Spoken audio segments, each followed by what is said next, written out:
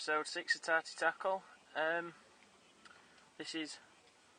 We're now at Lakeside Fisheries in Doncaster in Ranskill. We're on all the pegs here, all double pegs, so finally me and Ethan are now fishing together. Ethan's rods, my rods. Yeah, we're down here for 24 hours. We're on Vortex, like usual. Been speaking to the bailiff and he said 230s have come off this peg over the weekend, so I'm not sure if that's true or not. But yeah, it's really baking hot. I've got one, at the minute there's no one fishing opposite, so I've got one on that far margin right at the back. I've got one just in open water. Ethan's got one off the island and down the margin to the right. So yeah, this is us for 24 hours.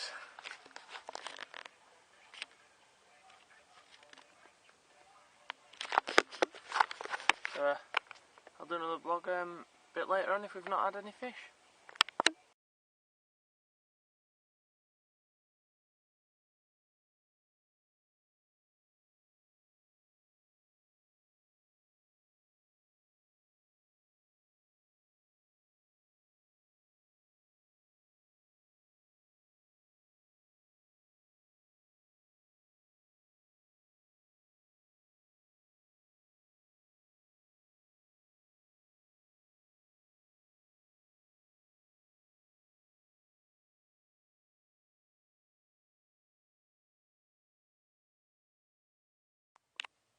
Yeah folks, I just thought I'd do a little vlog on using the throwing stick. This is the Crazzey stick, it's 25mm. So yeah, I'll show you how to use it. In my pocket I've got some Vortex baits, these are 20mm. They've been air dried so they'll go a lot further. But I'll just show you the basic the technique here.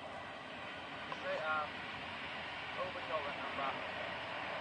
Whip it through. You don't want to be doing bending your wrist, because that'll just make it either go straight up in air or it'll go straight into water. Right. Quick demo. There you go, see that? Nice little base. And boom. Land it over there. I'll do it again. Another quick demo. There you go.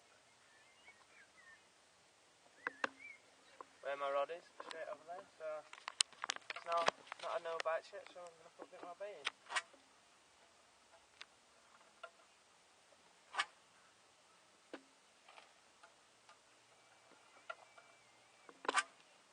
The beauty with the throwing stick is that it doesn't make it so sort of tightly baited. Spread it about.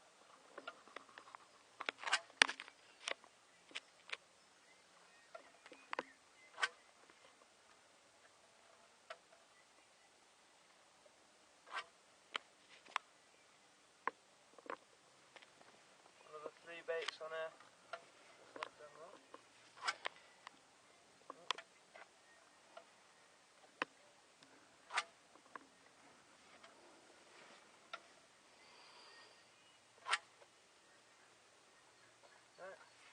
That's the left-hand rod which I'm fishing on that far margin up against that tree. I'm only doing that because there's no one that swim in it, but if there was someone there I'd probably come off this tree here hanging in the water. Now I'm going to do a line from the island out to cover my right rod and Ethan's left rod.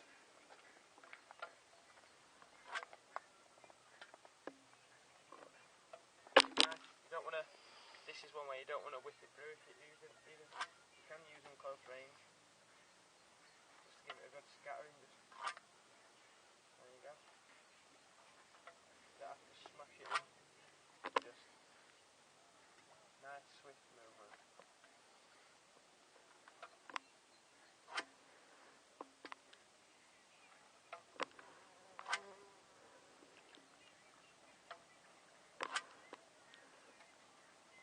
And you can see it's just going everywhere. It's not insane. It's not tight to the actual area. I've got my rod somewhere with this on the corner of the island. As a result of that, there's just a nice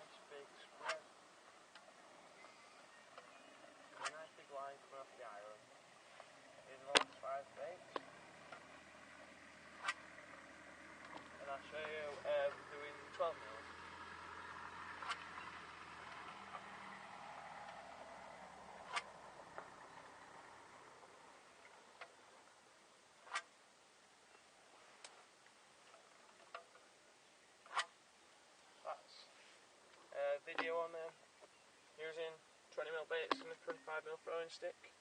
I'll show you now how to do it. Now I'm using the 12mm vortex boilies. These aren't freezer baits, unfortunately. These are shelf life, so they might split. So I'll show you what to do in case they do split. See if I can reach my there first.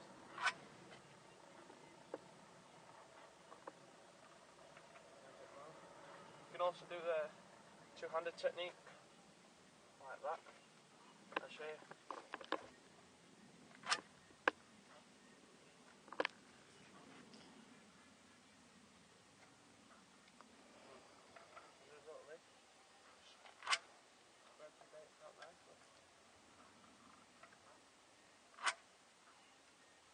These fortunately aren't splitting, so I can really get into them.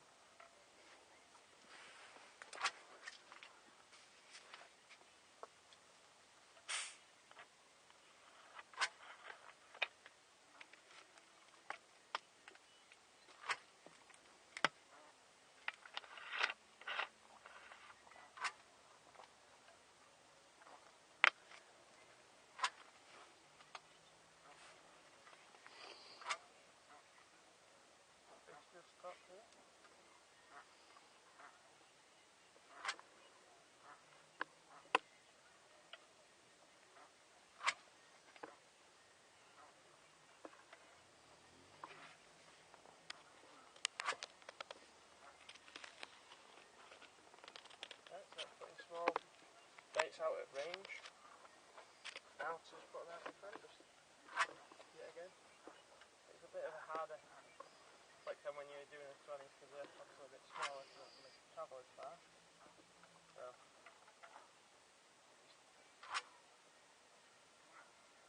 put them down, because they're 12mm, you can probably put about 3 or 4 in. Just to keep good spread.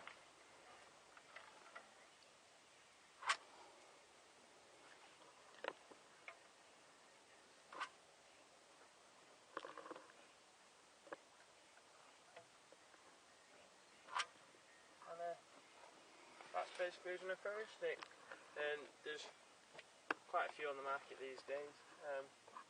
You get little ones where you, instead of putting your bait in at the top, you put them down here, so it's just like that. But I find the ones with a longer barrel, you can get further distance because of the longer barrel, it creates a longer area to get the backspin off. But if I'll show you, if the baits were actually like cracking and splitting when you're throwing them, what you do, just put a bit of water down and flick it out like that, and that then results in the friction being lowered because it's lubricated, which then that makes it so that when it's spinning, because it creates backspin when you flick it out, there's less friction, and that'll reduce backspin, thus creating them not to split. So yeah, it's a very effective tool. I prefer using this in the catapult, because when you're using the catapult, even if you're putting a couple in, you're getting them in a really tight area. But with a throwing stick, you don't want it tight at all. You want it spread out everywhere, so the boilers can just like come in. The fish can come in, pick them up, move off. So yeah, and that is using a throwing stick. And if we get any action, which hopefully won't be long, I'll plug it in. Right there folks, it's now about 5 o'clock. No action as of yet. We've been for a walk round and there's fish everywhere on the surface. I just went down the left margin and I saw about 13 fish, I think I counted, on the surface. They were big common, really big common. If it were upper 20s, if not it were pushing 30. Such a huge head and shoulders on it, were untrue. Then we've seen 2 of the ghosties, one swam down to us right, one were over in mid-water. So there's fish moving everywhere. It's going to be me and Ethan on the lake tonight, then the guy in peg 6, which is down our side, right at bottom, then opposite, then the Sunga in peg 1, which is opposite him. So up this end it's just going to be us, so it might be so it should be a bit quieter. Yeah, nothing else to report. Ethan had a little touch on his left rod against the island about an hour ago. That's about it. It's cooled down a lot now. Cloud cover's come back over instead of being really sunny. Fish are still on the surface, but they should slowly just drift down. Ethan's changed his right rod to cell pop-up instead of having a sticky baits peach and pineapple on, because that's what a lot of people use here, cell. But I sometimes go against the grain and see if I can catch on other things, because like first time I fished here, people used to tell me that because I was using before I started actually field testing for sticky baits, I was using their sticky baits bloodworm boilies, and I was speaking to some people who fish here quite often, and they said that dark coloured baits such as a bloodworm don't do anything on here. But I persisted, and I ended up having a 23, I think it was 23.8 mirror for the left hand margin. But yeah, it's just being confident in your bait as well. It's like I've used Vortex for a good 6 or 7 months now, and I've got all confidence in it. I've got that's all I'm using at the minute. I've got Vortex boilers, pop-ups, pellets, the stick mix. I do field test for them, but that's still I do want to stick with their baits, because they're not exactly a huge company that everyone's heard of. I like fishing with that baits, because then people start to think, oh, what are their baits about and stuff like that, and then that's how they grow as a company. But like most people have heard of mainline and use mainline all the time. I know it catches fish, but it could also be that if the big ones, I've seen a lot of sell, and they see Vortex and that's different to what they're normally getting like caught on, then they could be more likely to feed on it. So as a result in that, that's what I'm using. That's what my angle for most sessions are these days. Because of the Vortex being brought out, even the bloodworm still as a bait itself, it's a really high quality bait. I think I've edged more towards the bloodworm. I mean, more towards the Vortex.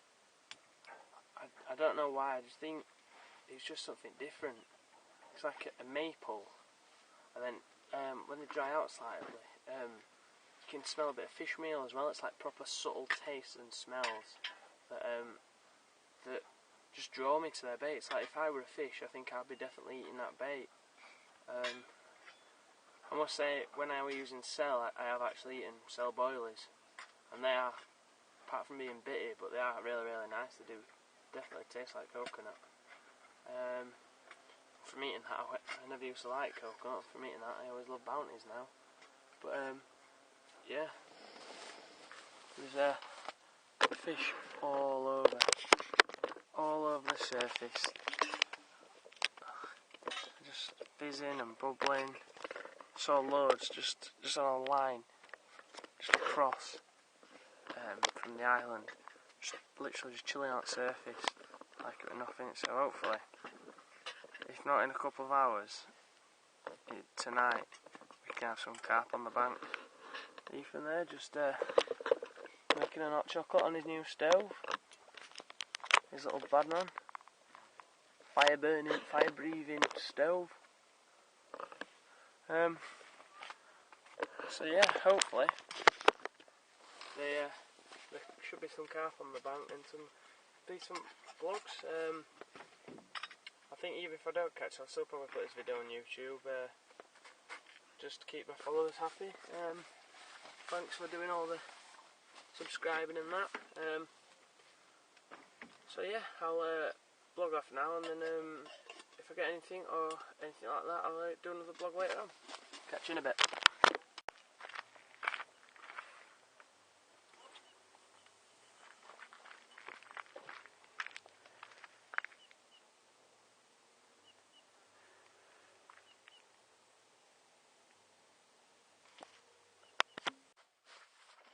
there folks, it's now about 6:30, 7:15 and dinner is on.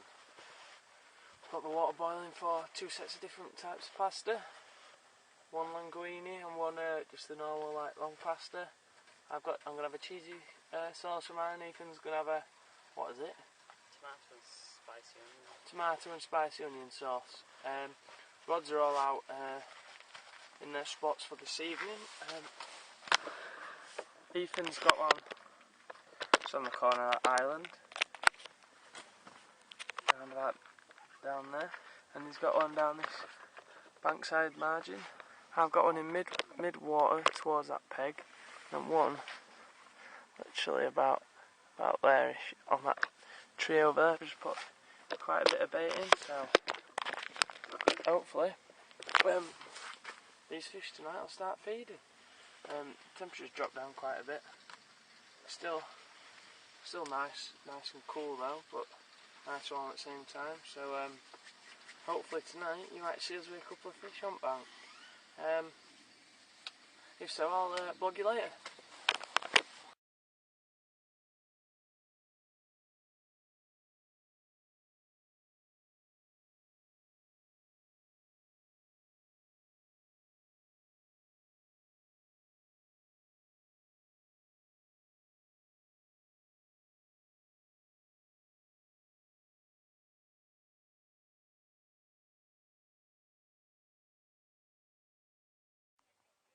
Yeah, right there folks.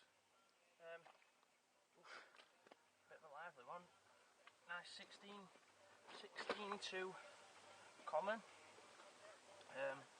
Screamed off on my left rod on the left hand margin, on the bankside margin.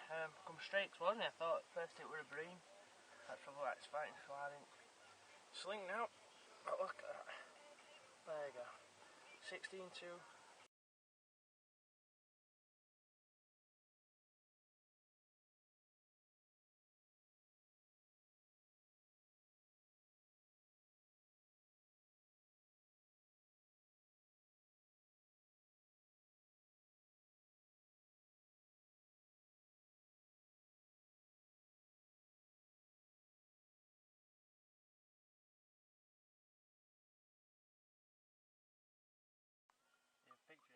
Video.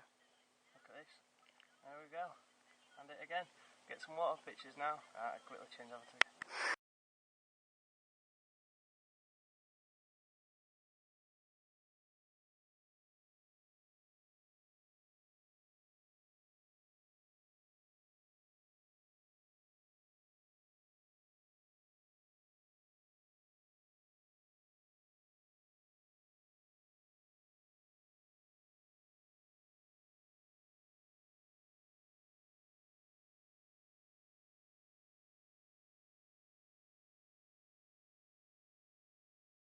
Yep. 3, 2, 1. Right then, let's return him back. Hinge from left strongly. He's got a kind of like ghost head, if you can see. It's like mockled. Oh, it's going the wrong way. Oh, he's gone. Oh, just felt him swim through my legs.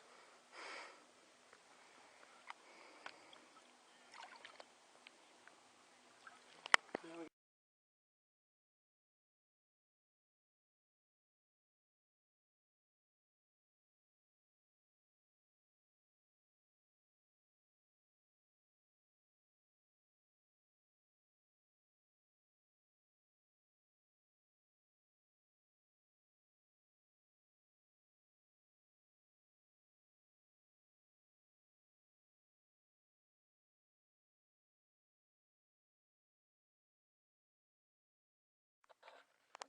Alright then folks, it's now about 10:30, 11:15.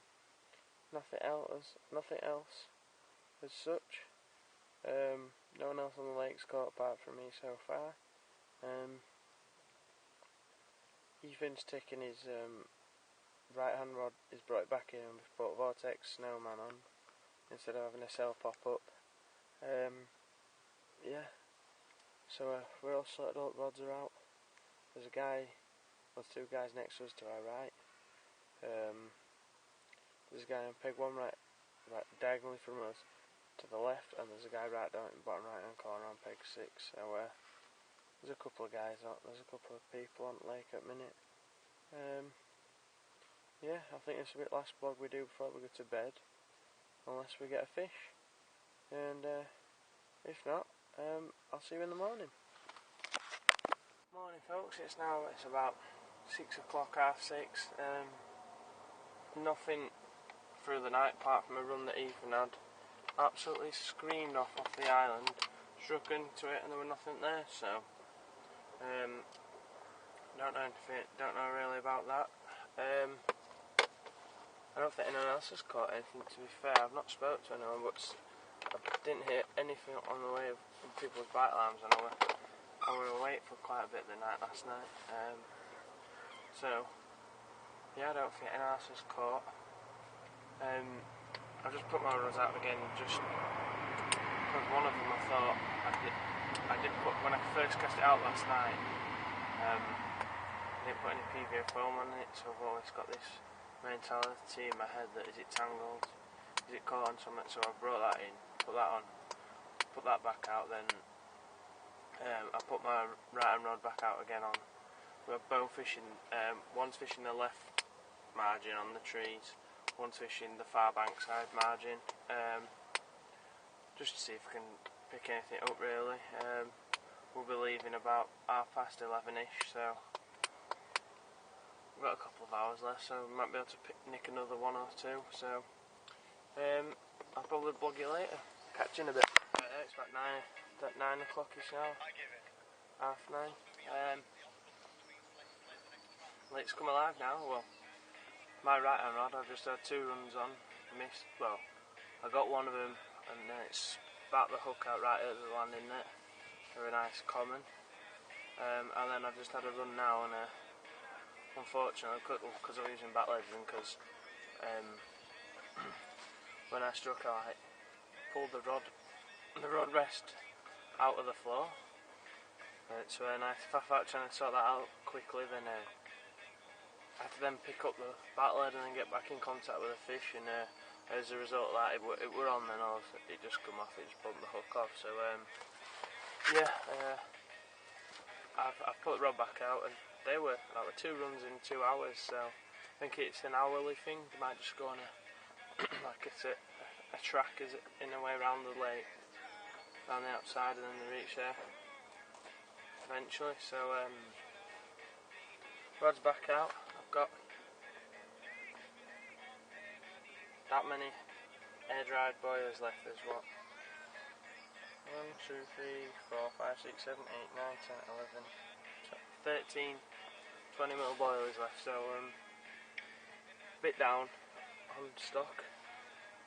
We'll be leaving about 11, half 11ish, so got a good hour and a half to 2 hours of fishing left, so hopefully it could result in 2 more runs. If we get any more fish or anything like that, I'll do another vlog. If not, I'll probably do a vlog to sign off. So yeah, I'll catch you later. This is the end of Tarrty Tackle episode 5. We've now come to the end of the session.